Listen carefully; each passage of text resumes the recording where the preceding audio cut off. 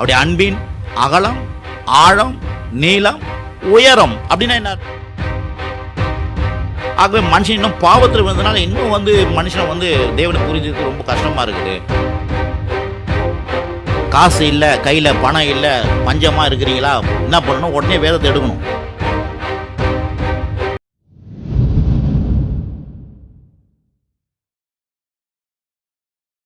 யோவான் சுவிசேஷம் 3:16 இவ்வளவாய் அன்பு கூர்ந்தார். எவ்வளவு வேணா அளவு சொல்ல முடியாது. இன்னொரு இடத்துல எபேசியர் சொல்லப்பட்டிருக்குது, அவருடைய அன்பின் அகலம், ஆழம், நீளம், உயரம் அப்படின்னா என்ன அர்த்தம்? என்னது என்று அங்கே சொல்றாங்க. அவருடைய அன்பு அகலம், ஆழம், நீளம், உயரம் என்னது என்று அப்படின்னா என்னதுன்னு அங்கே ஸ்டாப் கிடையாது. முற்றுப்புள்ளி வைக்கவே முடியாது. தேவனுடைய காரியத்தை எதுவுமே ஸ்டாப் பண்ணவே முடியாது. ஏன்னா தேவன் அவ்வளோ பெரியவர். ஆமென்.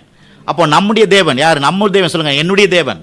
அதான் பவுல் சொல்ற, என் தேவன் தம்முடைய ஐஸ்வரியத்தின்படி என் குறைகளெல்லாம் கிறிஸ்து இயேசுவின் மகிமையில உங்கள் குறைகளெல்லாம் நிறைவாக்குவார். நாம் வணங்குற தேவன் தான் உங்க தேவன். அவர் எப்படிப்பட்டவர்னா நம்முடைய குறைகளை நிறைவாக்கும் தேவன். சொல்லுங்க, குறைகளை நிறைவாக்குவார். எப்படி நிறைவாக்குவார்? தம்முடைய மகிமையின் ஐஸ்வரியத்தின்படி. அப்போ பாருங்க, இங்கே சொல்லப்பட்டிருக்குது, சகலமும் அவராலும் அவர் மூலமாயும் அவருக்காகவும் இருக்கிறது, அவருக்கு என்றென்றைக்கு மகிமை உண்டாவதாக. 36 வாசிச்சேன். பிறகு பாருங்க, இங்கே சொல்லப்பட்டிருக்கிற காரியம்னா, இங்கே அளவிடப்படாதவைகள் அவருடைய வழிகள். 33 அளவிடப்படாதவைகள் அவருடைய வழிகள், ஆராயப்படாதவைகள். அவருடைய வழி அளவிடப்பட முடியாதான், அவர் வழிகள் ஆராயப்பட முடியாதான். யோசிச்சு பாருங்க. அவருடைய நியாய தீர்ப்பு அளவிடப்படாதவைகள், அவருடைய வழிகள். அப்படி நியாய தீர்ப்புனா என்னன்னா, அவரை குறித்து புரிஞ்சுக்கொள்ள முடியாது. ஏன்னா மனுஷன் சாதாரண ஒரு மனுஷன், தேவன் அவர். ஆகவே மனுஷன் இன்னும் பாவத்தில் வந்ததுனால இன்னும் மனுஷனை தேவனை புரிஞ்சதுக்கு ரொம்ப கஷ்டமாக இருக்குது. ஆகவே தான் நம்ம ரட்சிக்கப்பட்டிருக்கோம். இப்போ ரட்சிக்கப்பட்ட பிறகு என்ன ஆயிடுச்சுன்னா, நம்முடைய ஆவியில் தேவன் வெளிப்படுத்துகிறார். கொஞ்சம் கொஞ்சமாக அவரை குறித்து வெளிப்படுத்துகிறார்.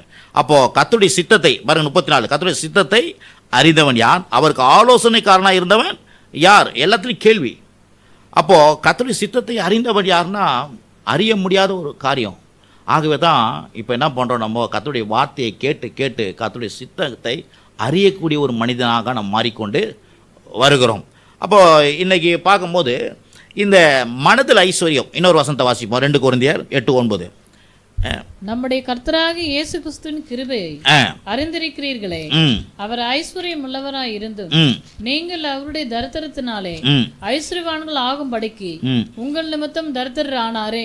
பாருங்க, போன வாரம் வாசி, ஏன் திரும்பி வாசிக்கிறேன்னா, நான் ஏற்கனவே சொன்னேன், காசு இல்லை, கையில் பணம் இல்லை, பஞ்சமாக இருக்கிறீங்களா, என்ன பண்ணணும்? உடனே வேதத்தை எடுக்கணும். வேதத்தை எடுத்து என்ன பண்ணணும்? நான் சொன்னல, எப்படி எந்த தேசத்தில் போய் கொண்டு போய் விட்டாரு?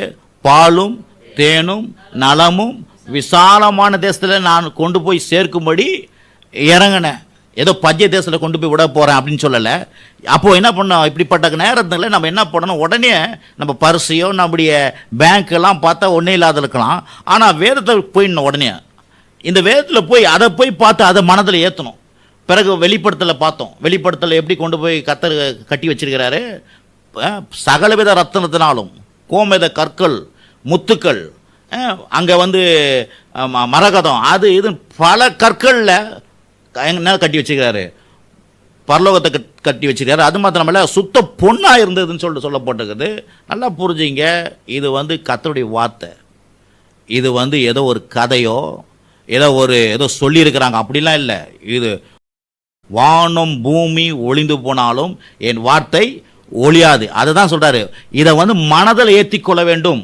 இது ஏதோ எழுதி வச்சிருக்குது அப்படி இல்லை.